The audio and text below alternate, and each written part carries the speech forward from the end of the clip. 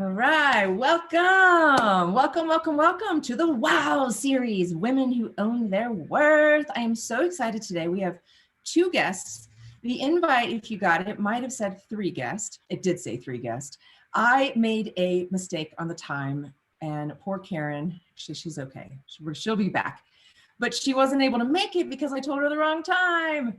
And a little Mercury retrograde action never hurts. So it's always meant to be just as it's meant to be. It's going to be great today. We've got Julia, we've got Sierra. I'm actually going to let them introduce themselves.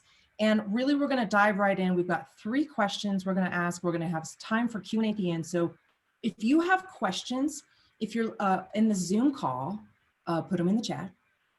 And if you are on Facebook, I'm actually going to be checking Facebook for questions and then relaying them to our guest today. So I'm Lila Veronica, and I'm doing this series because I work in the realm of business coaching and body coaching. And I built my business over the last 7 years. And what I've recognized is that relationships are so important. And I am connected to amazing women, amazing women, amazing women, amazing women who do not only really cool stuff in the world, but they own their worth. You know, they have, I'm not going to tell you all the things they've done because they're going to do it. They're going to tell you themselves, but they really are in it, in the game, doing it. And I just felt this calling to say, wow, I'm connected to all of these amazing women. I need to get them together and hear their stories so that other women can learn from them. And so I can teach you all day how to build your business or how to get, your body in alignment. But what I would rather do is show you, instead of tell you, show you. So that's why I'm doing it. I'm bringing these women in. We're going to go ahead and get started with Sierra. So Sierra, I'm going to spotlight you and I'm going to ask you the first question. Okay. All right. First, please introduce yourself. Let us know who are you and what do you do in the world? All right. Hi, everybody. Thank you, Lila, for having me here. I'm so grateful to share and to also to learn from Julia myself. So I'm a women's coach. I help women create freedom to enjoy deeper relationships. They advance their careers and oftentimes connect with their intuition. I believe that women are the leaders to usher us into the future right now. And so I sort of work in the intersection of leadership and cycle breaking. I think that a lot of times women are born into agreements and we want to break them because we want to have a different life. And so that's sort of the realm that I work in. And I have been doing this for almost 5 years. This will be 5 years in October. And a huge amount of businesses don't make it to that point. So I'm in huge celebration in 2021. I really want to help a lot of people, a lot of women join in this movement to change the world for the better. So that's who I am, and that's what I'm doing. Congratulations for 5 years. And I love what you said about ushering in the future now. It's really cool. So to you, what does it mean to own your worth? Mm-hmm. I did some journaling on that this week because you sent me the questions in advance. And I thought that was a really good question, even maybe for listeners to journal on too. What does that mean for each of us?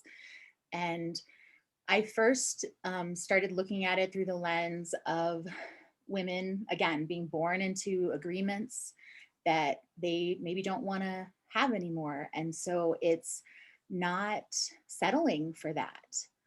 It is not accepting anything less than what you want. And so one of the things I wrote down, and I know one of the things you and I have in common, Lila, is that we work a lot with the body, because so much of our country and our culture is stuck in this like intellectual place. And there's a saying, oh gosh, from a tribe from Papua New Guinea that I can't remember the name off the top of my head right now, but that knowledge is only a rumor until it lives in your bones. And so I'm sure you all can imagine some times where you maybe are saying you know something, but it's not showing up in your life, or you're not really living it. So you can understand that there's a gap between what our mind knows and what our body knows. So one of the things I wrote down was owning your worth means moving through the world as the truest version of yourself that commands the same from others. And when we do this, we lift up everyone around us. And even in circumstances where you've made a mistake or you feel down or wrong in any way, you know that your value is immense and that you are worthy of love, regardless of anything beyond your existence. And that's how you move your body in the world. And that's how you speak with your words. And everything comes from that. And when you feel that, it doesn't demand anyone else to do anything, but it commands that everybody shows up in that way. Can we get a hallelujah? Yes, I saw Julie over there and I was like, she's got to be loving some of this. Thank you. Wow. You know what I really loved the most about that was that you brought it back to love. You brought it back to deserving love. And that's really a big part of what owning your worth is. I have chills right now. You know, believing you deserve love. And I have a feeling Julia might bring a little bit of that forward too today for us. And so I really appreciate that. And I can feel that in my bones right now. Beautiful. So, Beautiful. So, you know, you work with women, and this, you know, cycle breaking is a big part of your work. And I love this. And so I'm just curious, as you've been working with women over the last 5 years, what have you seen as the biggest blocks to their success? Two things: self-trust and surrendering how something is going to happen. Because when we don't trust ourselves, or we question our decisions, and we worry if we're capable of owning a business, or capable of having a lot of money, or capable of raising children, all these big dreams that women have in the world, if we don't trust our relationship with ourselves, other people won't trust themselves in relationship with us. And when we're constantly trying to figure out how something is going to happen, it's like we're using a lot of our energy to hold control over it. And it sends a message to spirit that we've got this, that we don't need any help. But the truth is we all need help, right? No human goes through life without that. And so you can imagine how often things come to you from the most unexpected places. Maybe something you thought of, and then suddenly your friend is getting rid of one of those things that you wanted to have, or you get an unexpected check in the mail that you didn't know was coming, but you could purchase something that you wanted, or donate it to a charity that you wanted to support changing the world, right? So a lot of times it's just not our job. We get frustrated and we get caught in these mental traps, like trying to figure out the why, and then our brain is like, here's all the evidence why this has never worked before, and who are you to try and do this, right? You felt that, and it's exhausting. It's exhausting. And so it often leads women to burnout and to give up on their dreams, and that breaks my heart. And so I think that one of the things that we have to really, really practice is to know that it is not our job to know how. It is our job to dream really, really big, to trust in ourselves, and to surrender that spirit can be in control of how. And so I think those two things, regardless of what you're trying to do in the world, what blocks success is all of these, you know, women in our bones, in our cells, we hold DNA. We couldn't even have bank accounts until 1957. For gosh sakes, all of that is still in us. And a lot of us, especially white women, don't know their ancestry. They don't even know things about their grandparents. And those stories are held in our bodies. And so it's really important that we start to look at them and break them, and really bring up this idea of self-trust. Because the world has told us not to trust in our voices, not to trust in being able to control money, not to be able to talk to God unless a man is representing us. We have to stop that. We have to break that. We have to acknowledge that that is being held in our bones, and we have another choice. And when we can trust ourselves and surrender to spirit, oh my gosh, miracles happen. Oh, miracles do happen. I'm actually going to just cancel. I'm going to bring us all out for this one for a moment, if that'd be okay. Yeah. And put us on a little gallery here. So I love this. I literally just had a moment like this yesterday. I'm going to share it. And I would love to just share this little story because it's too good. It's just so perfect. And it goes right along with what you said. And the reason I want to share it too is that Every woman has had these kinds of experiences.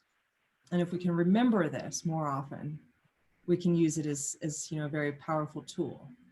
And so what you said was, this idea that we need to trust ourselves and surrender, right? And that there's magical things that happen where something will come to us where we just wanted it. And it just comes to us out of the blue, it seems, but we really want it. We just surrendered and trust, right?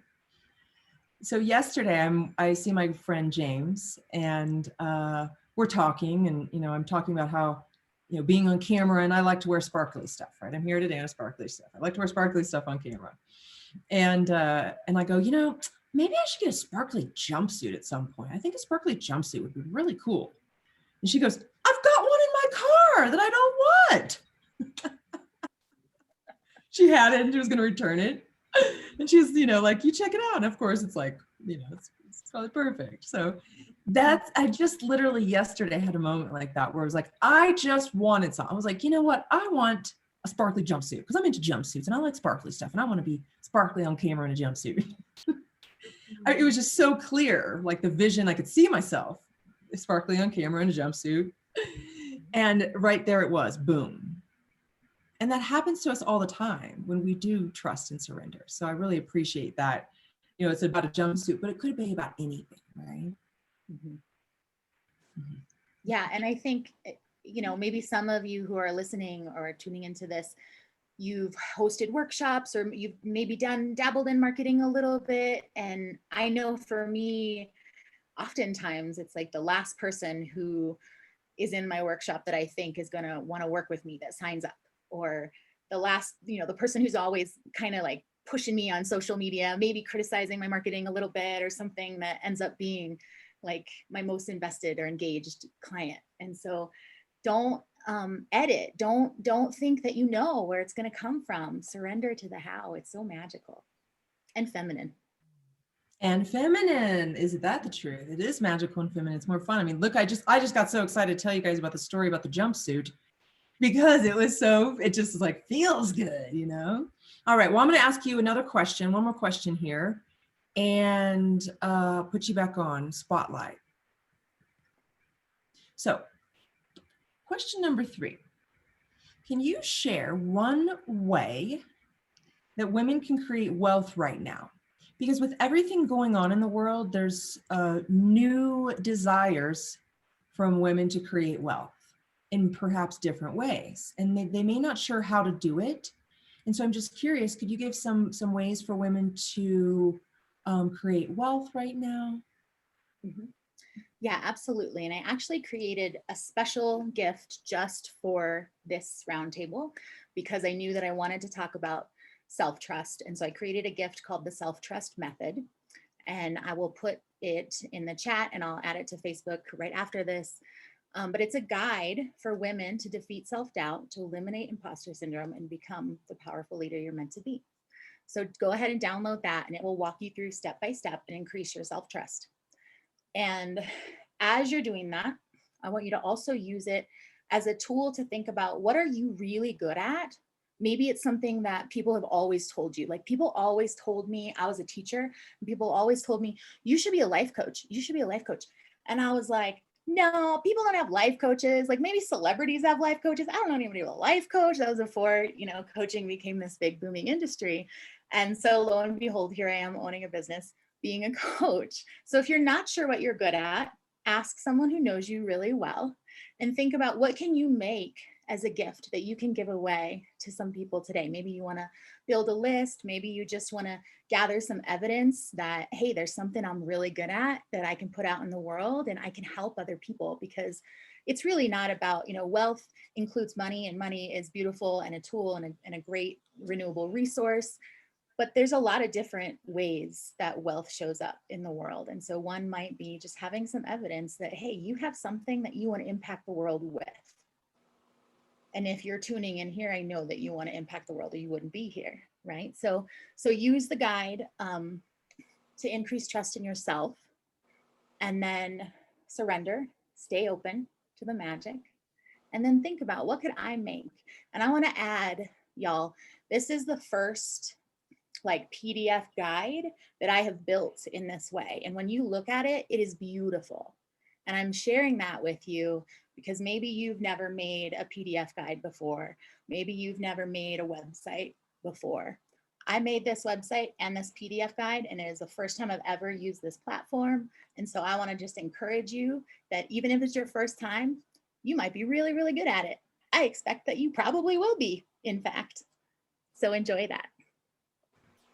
Oh, I love that. What a beautiful way to, end here. Say, it almost feels this sensation of curiosity, of just go for it. You might actually like it, right? Yeah. Beautiful. So I also really love what you brought forward here in terms of this free offering. We'll put it in the Facebook event and on the video as well. And I heard you use the word impact. And, how do you want to make an impact? How do you want to, I always, say, how do you want to help people?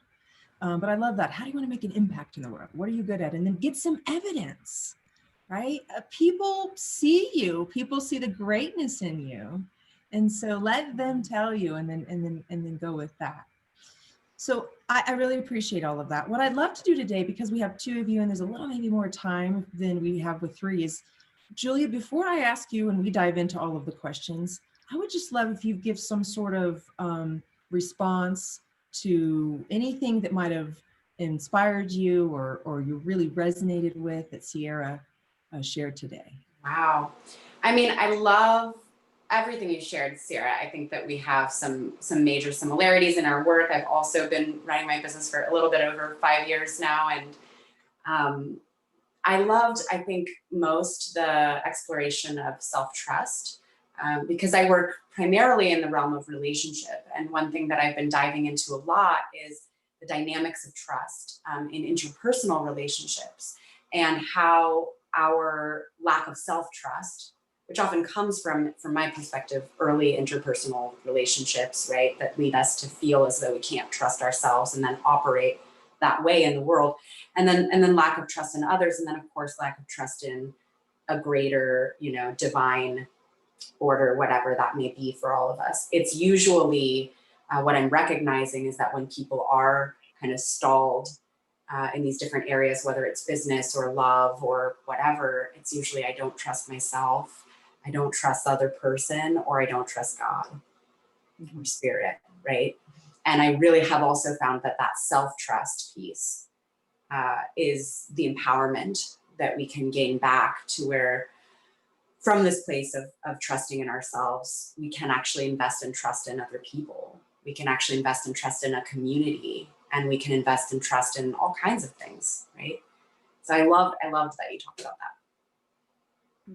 Oh, we got a trust factor, right? I don't even know what to call it. I was like, this is just good. We could have a whole talk on trust. I'm like, whoa. And I love this. Yeah, I've loved this. I've had in my, for example, dating life, men say to me before, like, are you ever going to trust me? I'm like, oh, I didn't realize I wasn't. But it's real clear to them, right? It's just because it's been that same thing, that childhood stuff of like not sure about other people. I was trained to not be sure about other people, right? And so I'm always like, and some, just that trust factor can be huge for the success of somebody's life. Trusting, one of the primary teachings that my coach is, my business coach, for example, has taught me, I don't even know what you call her, business coach. She's just like my guide, my mentor, my all the thing coach at this point. But is trust. That's what she said. Breathe, keep going, trust.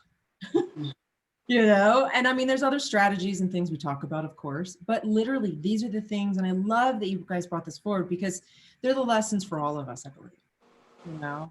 I think that any wisdom we can, as women, gain to surrender more, to trust more is so valuable. So thank you. So as we can tell, Julia knows a bunch of stuff, right? She's brilliant. And we've got a question that will from Stacy, and we'll tap into it at the end. So Julia, I'm going to bring you out and ask you the first question.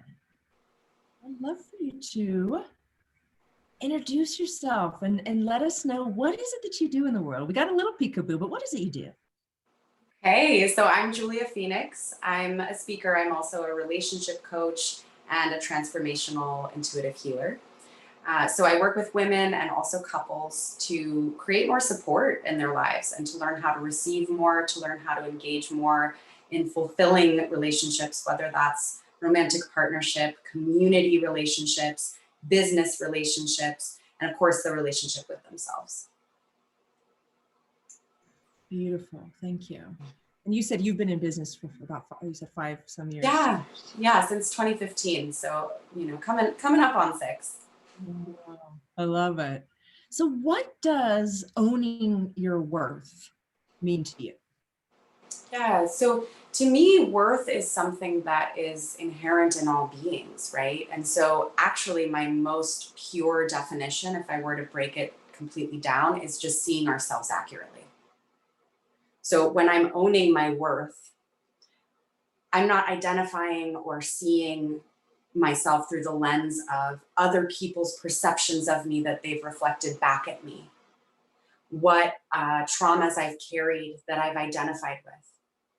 I had a dear mentor and teacher of mine tell me once, she said, Julia, you see yourself through the lens of the person in the room who likes you the least. Did you realize that? And I was like, Will you repeat oh. Repeat that. See yourself through the lens of the person in the room who likes you the least. And so many of us do that. And it's for good reason too, because sometimes we're trying to gauge our place in the social group, right? And we're trying to also stay safe in terms of our connection with people, especially the people who matter most to us, like our caregivers in early childhood or people that we're closely connected to, right? And so we may feel as though we have to fit into a certain image that's being projected towards us, or we may feel as though we can't take up too much space, or like Sierra was so beautifully speaking into, have a voice, so for me, again, like owning your worth means I am a beautiful member of this human race. I am this core essence of me that is beyond anything that I've been through.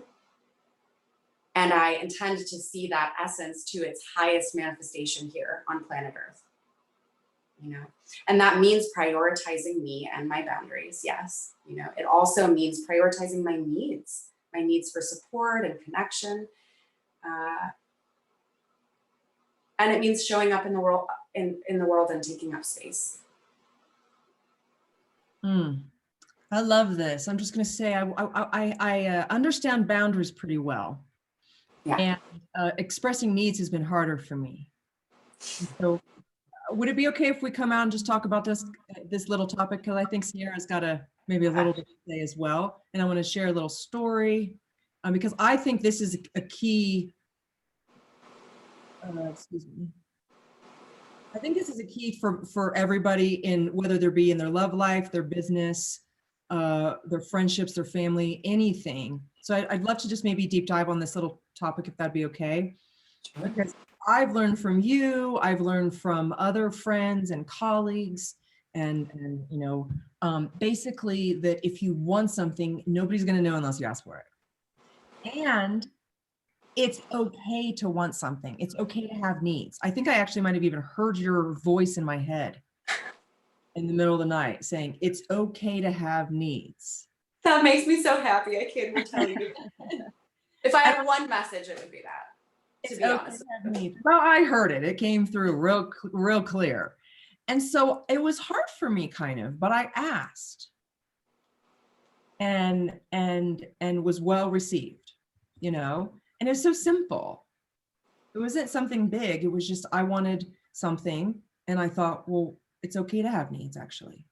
So what if I just say that this is what I want? And it was really, and no attachment to whether I get it or not, right? Just to say, this is what I want.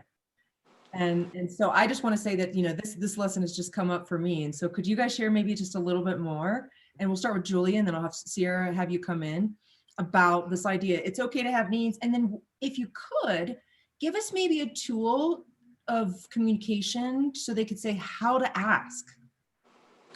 Oh, yeah. So yes, it is okay to have needs. And in fact, if you do not have any needs, you are not in fact human. So if you think that you're needless, hate to break it to you, human beings don't work that way. We are an interdependent species. And to me, needs are boundaries.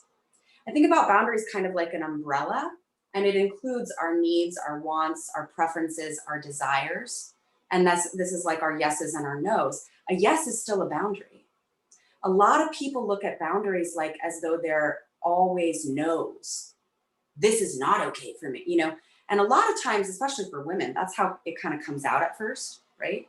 It's like I'm creating this bubble of defense around me and I'm keeping things out or keeping people out. And it's not that that can't be healing or that that isn't beneficial or that that isn't a boundary. But what we forget about, I think, so often is um, our boundaries around what we need, what we want, what we require, what nourishes us, coming from the outside and coming from people. And you know what? That's scary. It's really scary to just internalize the fact that we are dependent relationally on other human beings to meet needs for us. We are. There's a lot of needs we can meet by ourselves, and there's a lot that we cannot. We weren't designed to live that way. There's not 7.5 billion people here on planet Earth so that we can do it ourselves, right? Nobody, I mean, if everything went to hell in a handbasket out there tomorrow, nobody's out there trying to survive alone. Hell no. We band together. That's what we do because we're built that way. So when it comes to needs, first step is recognizing that we have them and what are they? To get in touch with our needs, we have to get in touch with our feelings. If we're feeling something uncomfortable, I want people to get into the habit of asking themselves, what is the need? What is the need in this situation? For example, if I'm feeling unsafe, okay, my need is to feel safe, right? Now, once we identify the need, it's really important to differentiate a need from a request. Because if my need is safety, there can be many, many ways in which to meet that need. And what that also means is that there's many people and many resources. So I love what you shared, Lila, about you asked for help and then you said, that you were detached a little bit from the outcome, which I think is great. But if someone says no, which is their honor and their choice as, a sovereign being, we don't necessarily have to make that mean we're wrong for asking. But we do look at where are my other resources, right? Who else can I ask? Where else can I go to get this need met? Or what other request might meet this need? So, for example, if my need is comfort, I could ask someone to reassure me about something. Could you please send me a sweet voice note and reassure me that everything's going to be okay? I'd like to listen to it later so I can get through my day. That's what. Right? So great. I mean, Yeah. Can every business owner out there call a friend right after, ASAP, right, soon, do this? Say, can you, because everybody, when you're in your own stuff, you kind of forget what you're doing and how awesome you are. I got Elle Ingalls, thank God. She's always, she said to me recently, she just said to me, she goes, you're a really good coach. And that's all it was simple. And I'm about to cry. You can tell I'm like, over here, like tearing up. It really meant something because you forget when you're doing it, when you're in it. And she just said that real simple compliment and that reassurance. I didn't ask for it, but I'm like, I think, asking for it more often from the people who would be more than willing to do it is a great idea. I love that practical tip. So good. Yes. And super important, again, to separate the request from the need, because somebody might say, I don't have time to send you a voice note today. Okay, what else would feel comforting to me right now? And maybe there is something I can do. Like, I'm going to make myself a cup of hot chocolate because my mom used to make hot chocolate for me when I was a kid. And, bless her heart, it was the only real way she knew how to nurture me, but it helped me. And so I'm going to do that for myself. Or maybe I'm going to ask my partner to hold me just for 20 minutes, So we can brainstorm. We have a multitude of resources. And Lila, and this is really where I get excited in talking about wealth and abundance. Because to me, an abundance mindset or a wealth mindset includes this abundance of resources and people, you know, where we can actually go to get our needs met like this. This will help you with your wealth, I'm telling you. It is. This is why I'm doing what I'm doing today with you, is because you, to me, are amazingly, beautifully representation of abundance mindset, and you are my abundance. I'm connected to you. It's cool. I want to share, and yeah, it feels abundant, right? And yeah, I love this. So, yeah. So you put independence is a myth here. Yeah, I want to talk about that. Love it. Because so many of us have this identity as the independent woman, don't we? Oh my gosh, don't we? and so it feels like when we want to correct something, that the pendulum oftentimes overcorrects before it settles in the middle, right? And so many of us, and I'm from Alaska, and so there's very much this whole pioneer spirit of, in fact, there's a bumper sticker in my hometown that says, Alaskan women become the men they wanted to marry. Alaskan women become the men they wanted to marry. And it's like, at first you're like, oh, that's funny. And then you think about it and you're like, whoa, no, I don't want to be the man I wanted to marry. I want to marry that man, and I want to be the woman who I am. So independence, and Julia just said this beautifully too, it doesn't exist. There's no human on the planet that is living independently. Not a single one. Someone made your driveway, someone created your car, someone grew the food that you're about to eat, right? So we all receive this support and this wealth through the resource of humanity, through the resource of relationship. And so I just want to normalize that we all need each other, and that independence just isn't really true. So if you are trying to grasp at that, and I get that sometimes it is scary to rely on other people, or to recognize that we are reliant on other people, just consider that. What could interdependence mean differently? Because interdependence is something that we do all have. I wrote down this little script in the chat sort of before you started talking, Julia, but it goes along with exactly what you were saying. And so sometimes it feels a little silly to like use a script, but I use scripts all the time with my clients at the beginning because it takes out all the guesswork, right? It's like, here, this is where you can start. And once you get comfortable, you can change the words and make it your own. But naming a feeling, I agree with you, Julia, that naming a feeling is really important.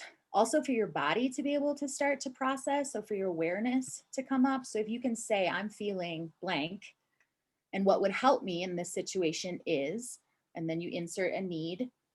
Are you able to offer me that? Or maybe if that person does say no, can you brainstorm with me other ways, other people, other resources, other tools, other ideas that maybe I could meet that need? And then write them down.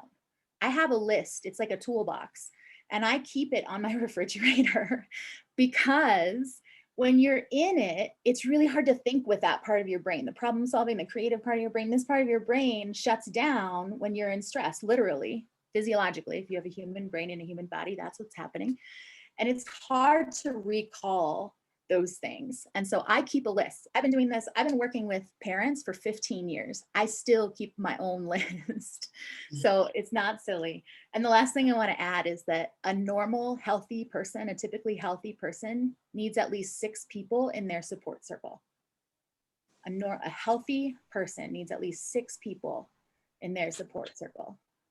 Most people, in my experience, don't have that many. And that's when you're healthy.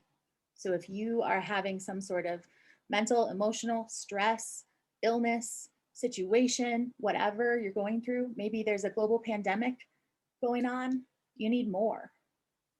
So and if you don't have that, maybe you can name 1 or 2 people, and then just start to consider, who do I want to call into my life? Who else would I want to be supportive of me? And just kind of like make almost like a character description of like, who is in my support system. This is so good. It's super practical. And I put in the chat here, and I'm going to say 6 or more. 6 or more supportive people to really be healthy and to feel that sensation of your worth, because we forget sometimes, right? And having those people around will help you remember. And I love this also, keeping a list of the things that will, help you out in the times when your brain's not fully turned on. I actually recently realized that I want to do puzzle. I want to get a puzzle. It was one of those things. I like to do things with my hands.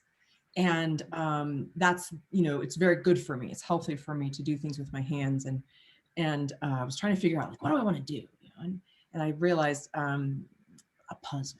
So I've got a little list myself of things that, same thing when I'm kind of like, what do I want to do? Or if I'm not feeling great, or if I'm kind of down, a puzzle, that'll make me feel good. I've got a hula hoop, right? Because I'm a mover. So there's things that I have a little list of in my Google Drive folder of things that make me feel good and have fun and stuff, because there are times where, maybe I'll just forget because I'll get real serious or intellectual or business minded, right? All of that stuff that takes me away from that fun. It's mind. It doesn't really take me away from the fun. It's me taking myself away from the fun. Sometimes I forget to have fun.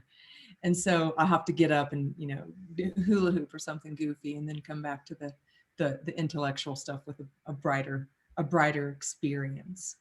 So I'm going to bring Julia back out, and Julia, this is going to be such a fun question to ask you.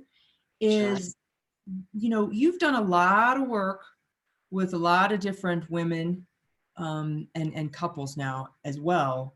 So I'm wondering, with all of the women that you've worked with, and you have a really big community that's active, what do you see as the that's blocking success the most right now for women? Yeah, I mean, I think you're not going to be very surprised by my answer, but it has to do with connection. And a lot of people aren't making this connection in their own minds or talking about it with others. But if you go deep enough, what we see again and again with women who are having a tough time owning their worth is that there's a perceived consequence for doing so relationally. And that is often because there were consequences in childhood for having boundaries, for taking up space in the world, for having a voice, for asking for what we need, right? For saying, this is me, and this is who I am, and this is how I want to express myself in the world, and this is what I want. This is what I want to receive. This is what I deserve to receive. I mean, some of you guys listening might have even felt, when I was saying some of those things, a little discomfort in your body, This is what I deserve to receive. But we're born like that, right? And what happens is that we become imprinted with these paradigms, and this also ties into what Sierra was talking about with the ancestral stuff. I work more in terms of like your particular experiences in this lifetime, because I believe that impacts, the entirety of your ancestral line before you and after you. But ancestral work can be really, really helpful with this as well. But there are these paradigms, there are these belief systems, there are these, I can't remember what you called them, Sierra, but codes, or I can't remember, rules, laws, something like that, that we follow, right? They're imprinted very deeply into us. And often, actually, honestly, it comes from, in this particular lifetime, toddler years, where we are coming into a sense of self. We're coming into a sense of, oh, this is what I want. This is mine. It's mine, right? And what do we do to toddlers? We call it the terrible twos. We get real uncomfortable and upset and angry that kids are actually asserting their wants and needs in the world. And then we wonder why, when we're older, we don't have that sense of we just get to have stuff because we're that good and we're that worthy. Also, because we're so interdependent as a species, and we are wired that way biologically, like Sierra was also referencing, like your survival brain will kick in when you feel like you're going to lose connection. So if I have a tie to, if I make money, people are going to judge me. People aren't going to want to be around me anymore. If I hold my value, even just energetically in a room, if I don't see myself through the eyes of that person who likes me the least, and instead I see myself through the eyes of my highest self, What does that mean for me as far as connection? Are people going to reject me? Are they going to abandon me? Are they going to punish me or withdraw from me? These are the consequences we often got in childhood. Sometimes we feel like if we own our value, we're going to make someone else feel bad and we're going to hurt them. That's going to damage them and damage our connection. Or we feel like if we step into that value, we're going to trigger someone's shame. And they might lash out at us. They might, deflect whatever feelings they're having onto us. And this does happen. This is the thing. This is why this has to be a part of the conversation, in my opinion, because this does happen. And if we want these independent women to kind of stop operating in that paradigm, we've got to do away with the either or, in terms of we get to have connection or we get to have wealth. We have to recreate a paradigm where we get both, So that's my answer on that question. And it's great. And I think Sierra and I both want to chime in because we're both like, oh, this is good. It's good. There's a layer here. She said, can I, share here? I said, oh yeah. Okay. This is good. This is what's neat about, just having a little bit, two of you instead of three. We have a little extra time to kind of deep dive in some of these topics. So what I wanted to point out, and then I want to bring Sierra out, is that, and I've done this myself. And so I'm learning right now. I'm like, ooh, this is good. I work with, excuse me, got to clear my throat. Something's coming up, the throat chakra. Okay, so I work with a lot of women who would be, considered kind of more in the spiritual world or woo-woo world or metaphysical, something that might be a little bit different than the traditional business world that, they're used to seeing out there in the marketplace. And so one of the biggest challenges for them is, what I call OPO. I'm like, I ain't down with OPO, other people's opinions, right? And so we hear this a lot of like, don't care what anybody thinks about you. But what I love, what Julia just brought forward, and I'd love to, have you guys maybe, I'm sure Sierra, you have something on this too, is that the reason they care about somebody else's opinion is because they want connection. Yes. And connection is healthy. And yes. So there's a layer here that's like, okay, even for me, for my coaching from now on, I'm like, I'm going to explain this all so we can help them build the connection wherever they need it. Yes. Exactly. So it's like we can, and this is how I'm kind of wired. I'm like, I don't care what anybody thinks about me. I'm going to do it anyways. But it's because I've been on that independent woman track. And as I notice that I'm, becoming more and more interdependent, I have a team, I have coaches, accountability partners, I've got amazing community in Salida here. I've got really intimate relationships that are really amazing. What I notice within myself is then there's this sense of like, is it okay to ask, right? Is it okay to reach out, even though they're there? Is it okay? Right? And so I just want to, bring this forward, and I'm doing it and I'm practicing, and it's been so fun. But I just wanted to, and I just wanted to, bring this forward. And Sierra, I know you have something to add as well, because I think this is going to help people in their love life. It's going to help them with their family, with their businesses, everything. Mm-hmm. Yeah, I wanted to share a story that just happened to me last week, because it is about some money stories that I used to have. And so I'll just share it. And you might remember this, Lila. A couple of years ago, I discovered that I had a story about money, that wealthy people were lonely because they either were like bad people, they couldn't have relationships because nobody wanted to be around them, or they were working all the time, they didn't have time for relationships for whatever reason. In my mind, I discovered that's what I thought. Well, a couple of weeks ago, two things happened. I set some stronger boundaries around how I wanted to be treated. And so as I was setting those boundaries, some people in my life fell away.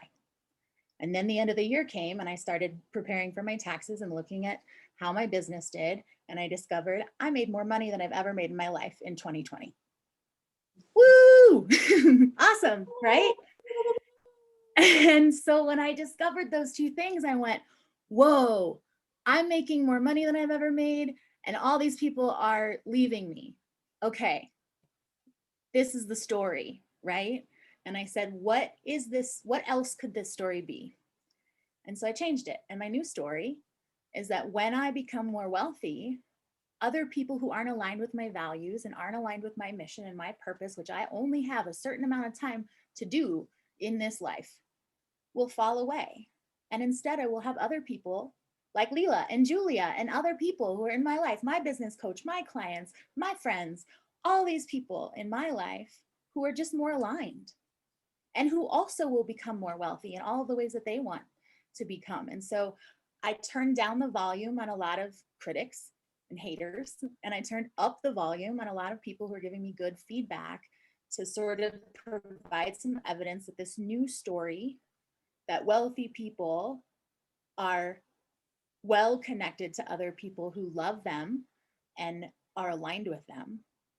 So now I have some evidence and I have a new story, and I just wanted to share that as like an illustration of this. Beautiful. Beautiful. I love this. I had the lonely at the top story myself. And what I would say is I have more community now. Which is so I make more money than ever, you know. So I love this story shift for you as well. So go ahead.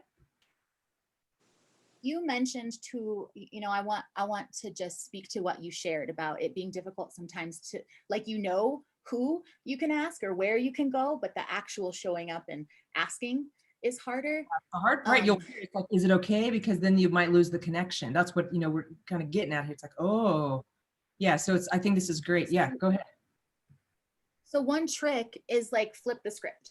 If someone were coming to you, Lila, to say, I want a glittery jumpsuit and you have one in your car, how awesome would it feel to give that away, right? How awesome I know this about you. You love it when people come to you and ask for help and want to work with you and you can provide things with them.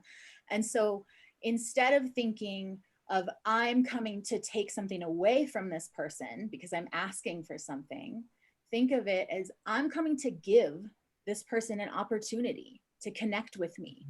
And we're talking right now about how important connection is, how good it feels to be seen and to support each other. So you're not taking away, you're not even asking for something, you're giving an opportunity for someone else to connect with you. And people want that. Oh, they so do. I always say the gift is more of a gift to the giver than the receiver. That's I love that. That's so beautiful. So I'm going to bring Julia out. We're going to talk about some innovative ways to create wealth. With everything going on right now in the world, there's a lot of women who want to create wealth either in a new way or maybe they never have before and they want to start now. So can you give us some ideas about, how could women create wealth right now? I mean, so first of all, I think focusing on areas other than money in terms of looking at where am I wealthy in terms of my relationships, where am I wealthy in terms of, where I live. Like I live in this beautiful home that's close to the beach now. I go to the beach when I want to feel that sense of wealth. That is the wealthiest that I will ever feel. It's not when I'm looking at my bank account and it says a certain number, even though 2020 was actually the highest grossing year for me too. It's at the beach when I feel that wealth, right? And it's also when I'm with my community and with my partner and we're just snuggling and we're watching a movie. So recognizing those moments on a vibrational level, that's going to get you there quicker. And also what Sierra was speaking to with her personal story, I think it's important to look at where might we be afraid of losing connection and where could we maybe step into more connection and show these aspects of us, these vulnerable parts of us that want connection and need actually to have people in our lives that approve of us. Maybe not everyone, but everybody needs someone, right? That they really give a shit how they feel, how they see them, right? And what they think of them. Make sure you have those people, right? And then on a more practical level, I would say, again, even if you're looking at the market, it's about needs, right? This is always how I've seen it. This is how human beings operate. The market is just people. It's about what do people need. And so this is also about seeing your value in terms of my value as a partner, my value as a friend. If you're a mother, my value as a mother. If you're a teacher, my value as a teacher. And my value as a person. What do I have to offer that people need? And that is what we go towards. And sometimes we take it for granted because it's like, well, that's so easy for me to do, right? People need connection right now. People need to be heard. People need a vulnerable space to share what's going on with them. People need to gather. These are things that are core fundamental human needs that we actually can monetize because they are valuable, right? And so what I would say is connect with people, find the need. And you can even do like a little market research post like Lila taught me how to do actually, which is where you're like, well, if you could say like one thing that you're needing right now, what would it be? And see what people say and see what you have within you that's aligned to offer. Because it is what you're good at, but it's also what people need when you're looking at, this is my connection to the whole, not just me doing my own thing. How is this going to be received and how is it going to benefit people? How can I tailor my offer towards what people need? So if it's just even if it's just that you're really good at offering presence and listening, just put it out there as a blast on Facebook, social media. We're all so connected these days. It's right at your fingertips. You can be on everyone's phone, thousands of people's phone in a second by just making a post saying, first 3 people, I'm gonna do half off 3 package sessions for, $150 for 3 or like $97 for 3 sessions or something like that. This is kind of like a Lila tool that she's shared, but doing those little discounted things and then getting your confidence up by doing those sessions, building connections by doing those sessions, feeling it out, like put yourself out there and connect. Also, it's really fun to create groups and kind of gather in a group and see how can we support each other, right? So creating a Facebook group, and then maybe you create a special offer in your group. Maybe you create a support group for people and even have it donation based at first if you want. This is about building your network. And, it was told to me a couple of years ago, I remember, by someone, your network is your net worth. So build your, some of you have probably heard that, but build your support network, and don't do it alone. That's what I would say. Oof, I love that. Don't do it alone. No, don't do it alone. Why? So, this is so good. This is great. Don't do it alone. Get help from your audience. Build community. Ask other people what they need, and just help people. So these are so great. We've got a question, and I know I don't want to keep you too much over. We've got a question from somebody here about women and being competitive. So I'm gonna ask the question, and then I'll let you guys chime in. Whoever wants to go first, you let me know. How can we handle other women who are competitive with us instead of supportive? So that's a great question, I think, really in alignment with what you guys have been talking about. So who wants to go first? I'll jump in. Okay. Yeah. How do we handle this situation around being competitive and supportive? Yeah. I believe that community is to remind us who we are. So when someone comes to me and it feels like they are not seeing me, or they're seeing us as separated, and that's called dehumanization. So in order to be competitive or to feel separate, because we're wired for connection, we have to label someone as different than us in order for our brains to have permission to then say something mean or have negative thoughts or things like that. So to combat that, rehumanizing someone would be to ask yourself, what do we have in common? And so if a woman comes to me, I try to compliment her. If I have a relationship with her, I do something that anchors her back to that relationship. Hey, remember in 8th grade when we went on that field trip to the fire station, blah, blah, blah, or whatever, and if you don't know the person, maybe you can compliment them on, I don't know, a profile photo that you see, or even a flavor of ice cream, like something. Maybe you can find something. It can be really, really simple. It doesn't have to be deep. And what that does is physiologically, it's reminding this other human brain and body that, hey, we're on the same team. And if that doesn't work, I make sure that I have other women in my life that I can come to and say, hey, this woman said blah, blah, blah, and I need to vent about it, or I need to have a rage session. I need to be reminded that I am good at this, or I am a kind person, or I am whatever. It's okay to feel insecure and to ask for that support.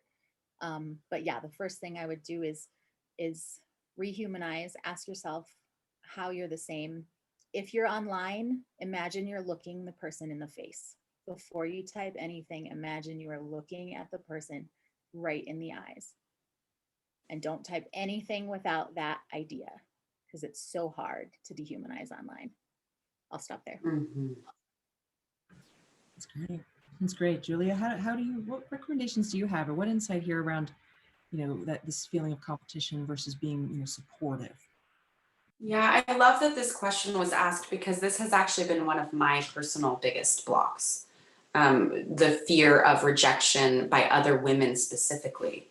And for me, what it's helped me with, like the opportunity that I've been afforded with that, is to look at some of my own really deep issues around, rejection and competition with my mother. And so like my direction is often, it's like, it depends on how deep it cuts, you know what I mean? How big of a mirror it is, how big of a trigger it is, right? There are some situations where for me, it's like, all right, I'm just gonna get my community and my man and talk about it and vent, and I'm gonna maybe do a little reframing, whatever. If it's really debilitating for me, I stop everything. I don't do that. I actually go into the pain of it. I'll sit with how bad it feels to have that terror of rejection, or that shame, or that whatever that emotion is in my body and that's coming up in my field. And I will find the little girl inside of me who experienced that. And I will hold her and I will give her what she needs. Sometimes I'll go back into a memory and I'll have a conversation with my mom, and I'll give that little girl a different experience. I'll defend her, I'll protect her, I will meet her needs, because that's the one who comes up and has these big reactions that feel like life or death. Because if you think about it, when you're a kid, it is life and death. These adults around us have all the power and control over us. Like there's very little actually that we can do. We control so little when we're children. And if you haven't guessed, by the way, if you're watching and or if you just met me, like this is my background, it's child development. So obviously, but it's it's so it's such a powerless experience in those early days of your development and early years, where you really, for your physical survival, are so relationally dependent on the people around you, the adults around you. And so our brain goes into that mode, right? You're not able to use your prefrontal cortex anymore. And you're in this, especially if you've experienced a lot of, rejection or trauma or different things in your past. And so if it keeps mirroring in your adulthood, that's my indication that this is something for you to look at that's probably played out elsewhere. If it keeps coming up and it's that big, we have to go back to the root, and then once I meet those needs for that inner child and I get support doing that, I don't always go do that alone. I used to go into my room and just head under the covers and just process with myself, because, if you know astrology, I'm like South Node, 4th house, like South Node Scorpio in the 4th house. Like I'm just going to cry at home alone. It's my comfort zone. But, getting out there and being like, I have this, I need help with this little girl inside of me who's in so much pain, and finding someone who can help facilitate that for you, or just sharing about that experience with people. That for me has enabled me to come back into the present reality, where I can now see, oh, this is just a woman who's threatened by me because she's not seeing her own value. Look at that. It's magical. You can see it in a clearer lens. That's just my experience and one of my biggest tools in my toolbox. I love what you just said, that last piece there. That's exactly what I go to. I know it because I work with women around self-worth and increasing your value, and with your being in your body and feeling valuable there and safe there, and being, charging more in your business and all of that, right? And so will you repeat that again? When you see a woman, because this is what I see as well, and I have so much compassion and love, because I bring up a lot of that competitive energy for other women, because I'm just very driven and very out there. And I would say I haven't had as much of that competitive energy towards others, but I have to myself. I've had a very inner, drive my whole life. And so I understand when another woman is feeling bothered by me or intimidated, or usually what they do is they try to prove themselves to me. There's like this proving themselves, like I know a lot more than you. That's how it usually comes out with me. And so what I love is the way that I see it is exactly what you said about the value piece. Will you repeat that? Yes. So, and by the way, this is easier to come to when you have support, when you also have, resolved some of those internal woundings that are coming up for you. But the truth is that when a woman is feeling competitive and jealous towards you or is trying to take you down, it's because she's not in awareness of her own value and worth. And so she's seeing this reflected, it's triggering her issues, it's triggering her shame, and we can have compassion for that, right? Yeah. Thank you. Thank you. I just loved that because it just looped us back around to the beginning. That's exactly why we're here, is to help women own their worth. So if you have a woman in your life who's got that kind of like competitive energy, it's okay. Have some compassion and love for her, and just be the change, be the, give her the compliment, maybe, right? Like that's the right step to take, or, think about talking to her, looking at her in the eyes, or, whatever it is, but know that it's just she's just a 1 degree turn away from being potentially your most supportive person as well. She can own her value. So if we can show other women how to own their value, they become less competitive, more supportive. And like Sierra said, we are the change, right? We are the future now. And that's really what we want, why we're here. So what a really cool way to end today. What I want to do is ask you, I know Sierra, you put in the chat, we're going to put in the Facebook group, your free offering. Julia, do you have something you want to offer anybody today? Yeah, actually, if you are a woman who is stepping into owning her worth, whether that's in career or entrepreneurship or love and relationships, and you want to figure out how to get more support in your life, especially how to have the wealth and the relationships, I want to offer you a complimentary call with me, actually. So I'm opening up my schedule. I have spaces in the coming weeks. And I would love it if you just reached out to me, direct message, Julia Phoenix on Facebook, or you can email me at questions.julia@gmail.com. And this offers for people who've, never sat down with me before, but that I'm really wanting to just offer some support and space holding to see where we can get you with that vision, where you're at, what your particular blocks are, and where we need to go. Beautiful. I love this. So will you put your email in the chat, and then also we'll make sure Facebook group. And so thank you, Sierra. Anything else ladies want to add before we hop off? I'm going to do a little goodbye here in a moment.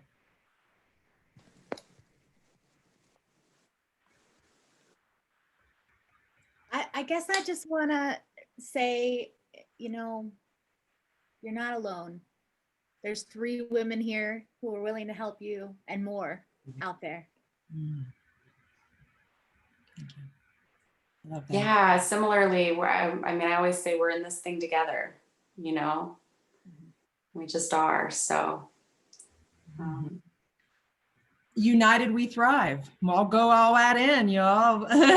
United we thrive. And it's true. And that's what I say for the guests that are on here on the Zoom today, and for everybody watching on Facebook. And if you're watching later, thank you. Thank you for being willing to learn from these really amazing women who are owning their worth and helping other women do the same. And so if you need help, like we've all said, we're here for you. We're in this thing together. Blessings.